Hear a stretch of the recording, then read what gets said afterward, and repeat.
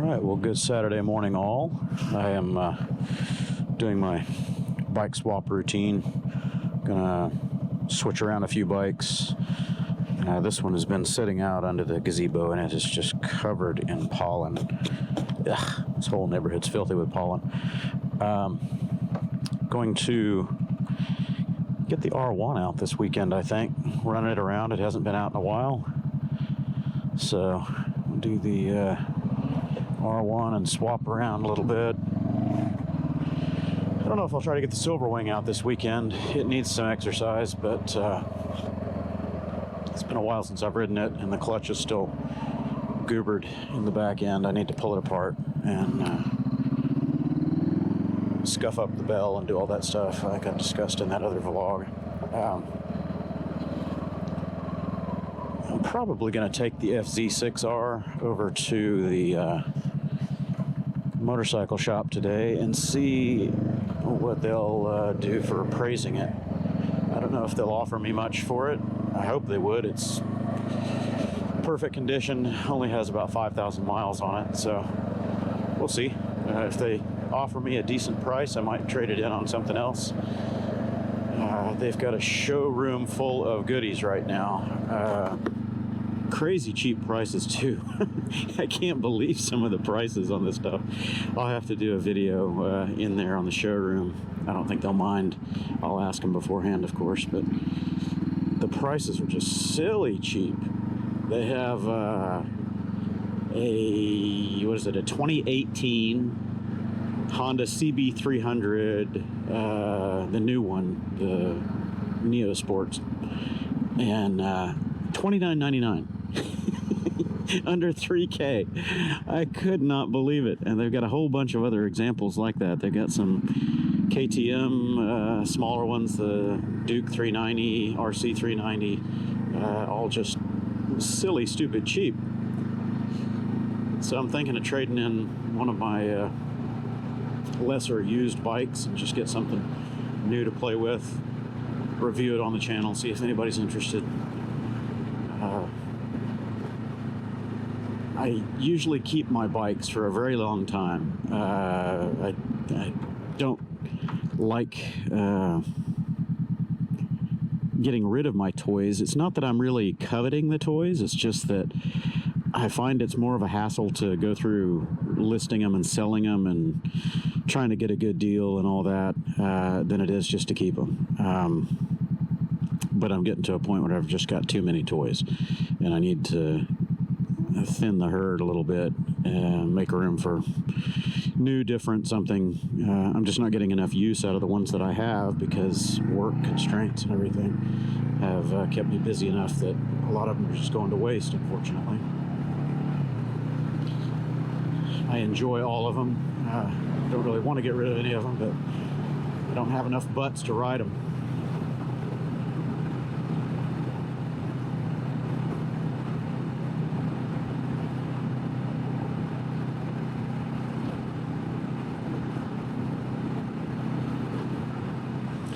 I really enjoyed this bike. I don't know that I'll ever get rid of this. Okay, there's a thought. I don't like selling them, but I wouldn't mind giving them to friends or, you know, extended loans or anything like that. I just like having them around. It's not the money thing, it's just the enjoyment aspect and being able to have it and play with it whenever I want to ride it. Like this one, I haven't ridden it in a while, but it's just such a good little machine. There's a whole story behind this one. I guess now is as good a time as any to go through it. I bought this a couple of years ago as an insurance salvage. It had been dropped off the side of the pavement, apparently. There was a young lady that owned it, and I didn't have the details on the accident, but just surveying the damage on the bike, I could kind of tell what had happened. She low-sided going around a corner on the highway, and you could see yellow paint that had been kind of driven into the bike in several places on the slide going over the double yellows, but it low-sided, then high-sided and tumbled a bit. So all the plastics were mangled. there's no frame damage, there's no real structural damage. It was all cosmetic. So State Farm totaled out the bike, and it ended up at an insurance auction. A guy that owns a shop bought it. He does trike conversions for Gold Wings and Harleys and that sort of thing, up in the Woodlands north of Houston. And he bought it thinking that he was going to put it together for one of his kids, and it just sat and never did anything. He had it for almost 2 years sitting in his shop just gathering dust. Anyway, he put it up on Craigslist, and I saw the ad, went over and talked to him about it, looked at it, rode it around. It was, pretty beat up. The handlebars were bent, everything was beat up. But it's a 2013. It only had 1,600 miles on it, and he was asking $2,000. I offered him lower. I ended up walking away with it for 1,600. So 1,600 miles, $1,600. Basically a brand new bike minus dinged up plastics.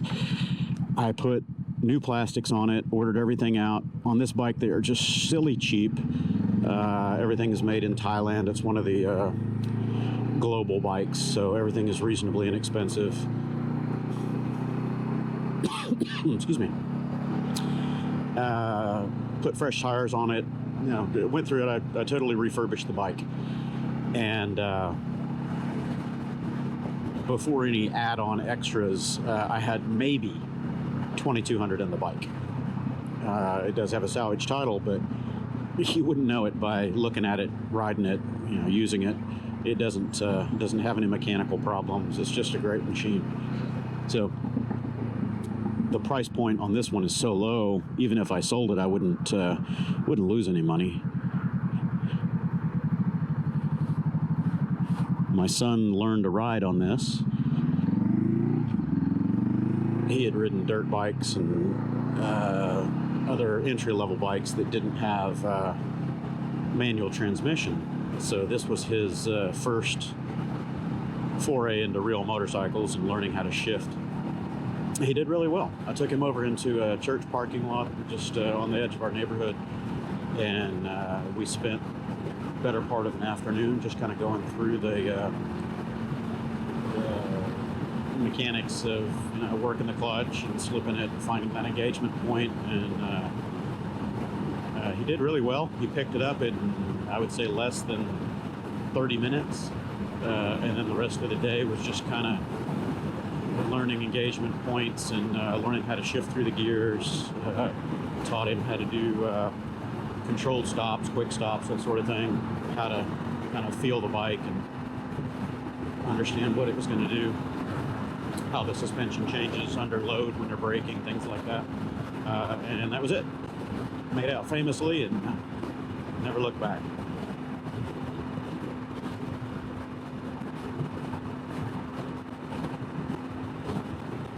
Ooh, it's windy today.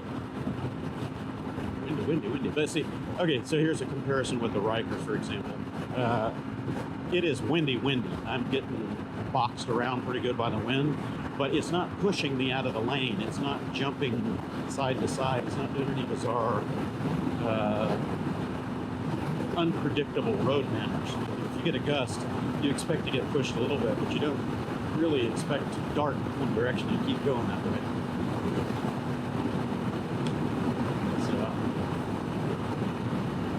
Again, I understand the whole 3-track versus single track, but still. One of these days, I'm going to put different tires on that Ryker, and hopefully that will cure a lot of its issues. I'm not sure if that's the magic bullet or not, but the other reverse strikes that I've ridden didn't twitch or wander around on the road nearly as much. So it's a big surprise for me. I had another YouTube viewer commenter tell me that he had been watching my vlogs since I started, and he had put a deposit down on his in February, but he just recently picked his up because the weather didn't permit. Anyway, he said that he took his home, the dealer re-verified the alignment on his before he got it, and he said it was perfect. So, man, he's lucky. I haven't asked him the specs yet, you know, rider weight, that sort of thing. But yeah, good on him, man. That's super happy for him. If I can ever get mine where it quits twitching, I will just sing mine praises all day long.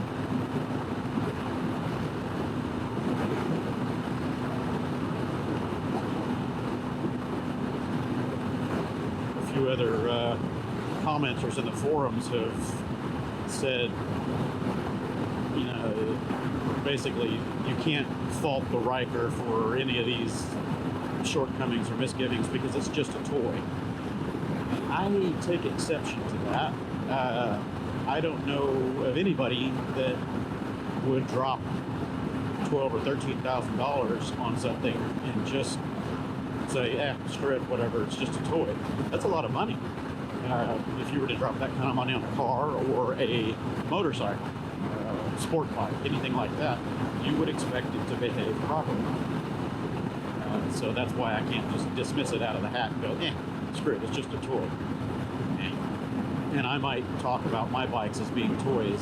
Yes, they are, but they're still road legal vehicles. And when you're operating them in traffic, especially heavy Houston traffic, you have to have some kind of reasonable expectation that they're going to do what they're supposed to do when they're supposed to do it.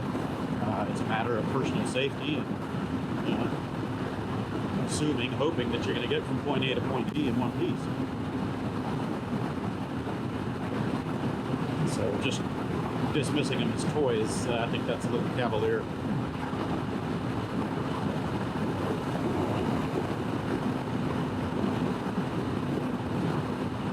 Now, I do understand that some people buy them purely for recreation, and that's okay.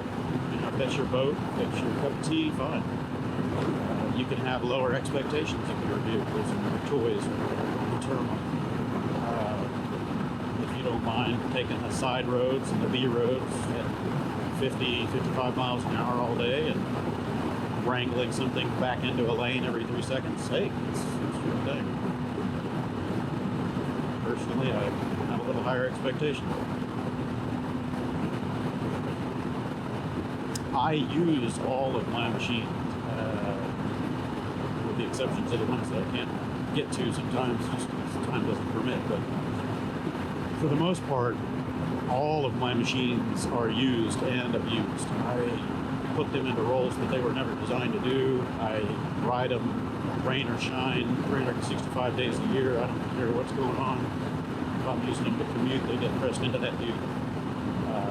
The same goes for road trips. I'll take my scooter out on 1,000-mile road trips. People think I'm insane. I probably am. But if a machine is behaving properly and you can trust it to get you there, and it doesn't have any adverse manners or reactions to what you're trying to get it to do, then there's no problem. I mean, hell, you can take a 125cc motorcycle, a Grom or whatever, coast to coast. People do it all the time. So saying that those are toys, again, it's a bit cavalier. They're tools. They're not toys. If you can use something in a role that it's designed for, or even pushing it outside of its design envelope, and it performs well enough, then it's a tool. It's accomplishing a goal, and it just enhances the enjoyment of that toy, whatever you call it. Back to the CB500 series, I just love these machines. The motor is not a powerhouse, but it's very linear, it's very tractable all the way through the rev range. It's super forgiving, and for my use, it's just phenomenal as a commuter or as an anything in everyday bike. In this mixed city highway setting, what I'm doing right here, this bike would generally turn in just under 70 miles to the gallon at 65, 70 miles an hour. How I remember it in my head is this thing does pretty much 70 at 70. If I'm with traffic and moving along and disturbed airflow, laminar flow slow me down, it'll do 70 miles to the gallon all day long. In commuting duty, it's phenomenal. Touring duty on this one is a little limited because of the, you get limited wind protection. But if I hunker down, but I'm in my little GB windscreen here, it's totally manageable. And this thing breaks up the airflow across my chest, so I'm not being pulled off the bike. Any naked bike, if you don't have a stubby wind deflector, you feel like you're just fighting to hang on above 60 miles an hour. It really detracts from the riding experience if you're using it for long stretches. But anyway, my 500X is all day comfortable. It can go anywhere. I get almost 300 miles to a tank on that thing. I've ridden it to Oklahoma multiple times. It's been, I think, probably the longest road trip I've done on it was 3,200 miles round trip across the span of 3 or 4 days. It's never had an issue. not one hiccup. They're just engineered to an amazing standard. Everybody was kind of poo-pooing on them when they found out that Honda was building these in Thailand instead of Japan or wherever else. It doesn't matter. As long as the quality control is there, they could be built on the moon for all I care. It doesn't matter.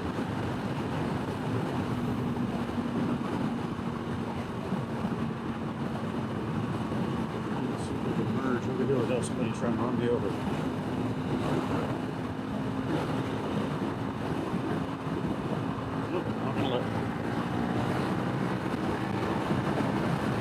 It's got enough poke to get out there.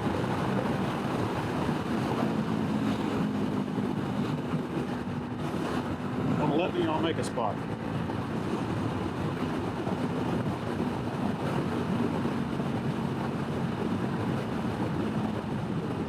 Groove pavement. Not a wiggle, not a shimmy, not a shit's care in the world. Pardon my French.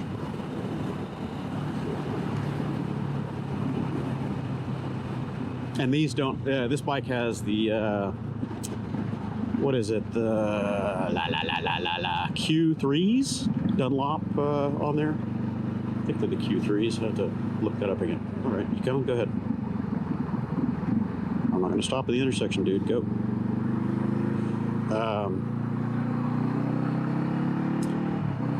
My other bikes have the Pilot Road 4s on there, and they do really well on any pavement. These are much stickier tires, I think. Stiffer sidewall construction, a little bit lower profile. Although the numbers look the same, they are lower profile.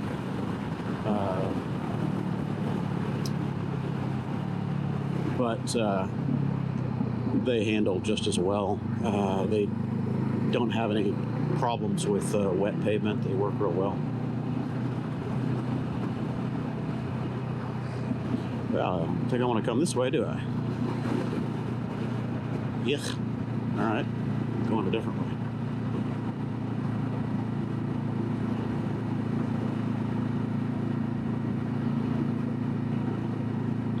I'm eager to try out the Pilot Road 5 on my 500X. Front tire's got probably about 12 or 13,000 miles on it now, somewhere in that range. And it's still got some life in it, but I don't like running my tires down to the wear bars just for giving myself that extra safety margin. I've noticed a tiny bit of scalloping, shark tooth look on the edges of the tread blocks. So I think that's just miles that are causing that. It's not pronounced, but I do notice a little more noise out of the front tire at highway speeds. Performs fine, but it's getting noisy. So I'll probably replace that thing sometime soon. Put the Pilot Road 5 up front. The rear is still fresh. It's only got a couple thousand miles on it. It's a Pilot 4. Maybe I can do a ride review on that. There's plenty of those out there, and the manufacturer can certainly do a better video on that than I can, showing all the slow-mo hydroplaning action and all that. I'm not going to be doing that. I prefer not to hydroplane, thank you.